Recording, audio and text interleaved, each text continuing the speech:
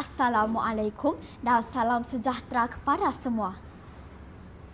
Pergi ke kedai membeli sutra, singgah sebentar ke kedai berlian. Salam sejahtera pembuka bicara, izinkan saya mulakan perkenalan. Nama diberi Nur Ishafi Farisha binti Muhammad Faisal, bersekolah di SK Putrajaya Perisin 17-1. Kod sekolah saya ialah WBA 2014. Pada hari ini, saya ingin membawa anda menyelusuri sebuah naskah yang sangat memberi inspirasi, yang bukan sekadar sebuah buku tetapi adalah kompas kehidupan bagi siapa yang ingin berjaya. Buku setebal 440 muka surat bertajuk Anak Seorang Driver, nukilan tokoh gergasi korporat terkemuka Sapura Group, Tan Sri Syamsuddin Abdul Kadir, yang kini telah pun menjangkau usia emas 95 tahun.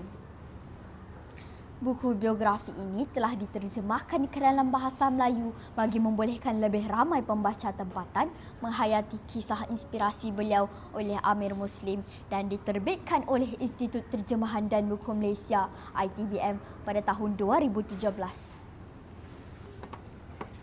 Dalam versi asal, buku ini bertajuk A Driver's Son. Walaupun orang ramai sering menyebut Anak Seorang Driver, tajuk versi ITBM secara rasminya telah memilih ejaan DREBAR, Drebar, Anak Seorang Drebar. Tan Sri Syamsuddin dilahirkan pada 19 Ogos 1931 di Ipoh, Perak. Tan Sri memulakan pendidikan awal di sekolah Melayu. Sejak kecil, beliau telah dididik dengan disiplin yang sangat ketat oleh bapanya Abdul Kadir. Bapanya memastikan beliau tidak hanya belajar di sekolah tetapi juga menguasai ilmu agama dan adab. Kehidupan sebagai anak pemandu kepada pegawai Inggeris membolehkan beliau melihat kepentingan menguasai bahasa Inggeris jika ingin maju dalam hidup. Salah satu pencapaian besar dalam hidup beliau adalah apabila berjaya memasuki Victoria Institution VI di Kuala Lumpur, sebuah sekolah yang sangat berprestij dan biasanya dihadiri oleh anak-anak golongan bangsawan dan pegawai tinggi. Sebagai anak driver, beliau berada dalam persekitaran murid-murid yang jauh lebih kaya. Namun, beliau tidak merasa rendah diri. Sebaliknya, beliau menggunakan peluang itu untuk membina keyakinan diri dan bersaing secara sihat dari segi akademik. Namun, langit tidak selalu cerah. Pendidikan beliau tidak berjalan lancar sepenuhnya kerana tercetusnya Perang Dunia Kedua dan pendudukan Jepun di Tanah Melayu sekitar tahun 1942 hingga 1945. Semasa zaman Jepun, beliau terpaksa membantu keluarga untuk menyara hidup. Pengalaman melihat kesusahan hidup dan kekejaman perang mengajar beliau tentang nilai survivability atau kemandirian.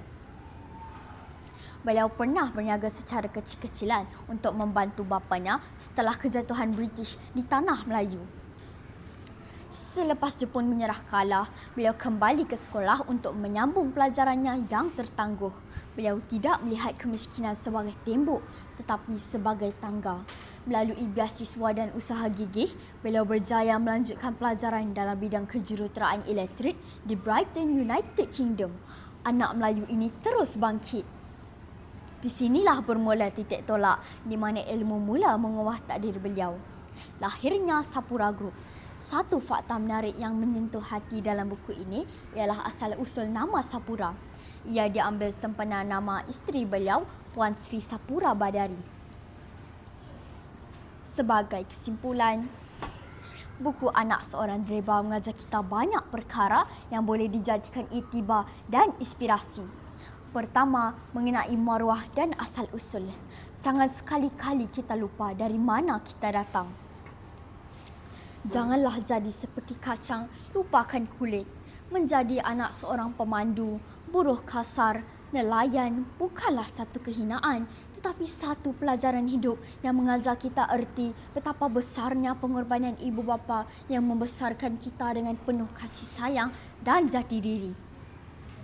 Seterusnya, integriti dalam perniagaan.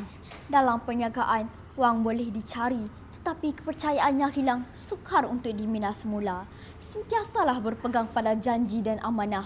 Dalam perniagaan, persaingan amat sengit. Justru nilai-nilai murni harus diterapkan bagi mendukung sebuah empayar yang besar. Dan akhir sekali, kepentingan ilmu pengetahuan. Teruslah belajar, seperti kata Tan Sri dalam novel ini. Pendidikan adalah harta yang tidak boleh dicuri oleh sesiapa. Ia adalah jambatan yang membawa saya dari kuartus pemandu ke menara korporat. Saya sangat suka petikan kata-kata ini. Semoga memberi inspirasi kepada semua pembaca buku Anak Seorang Dreba. Sekian, terima kasih.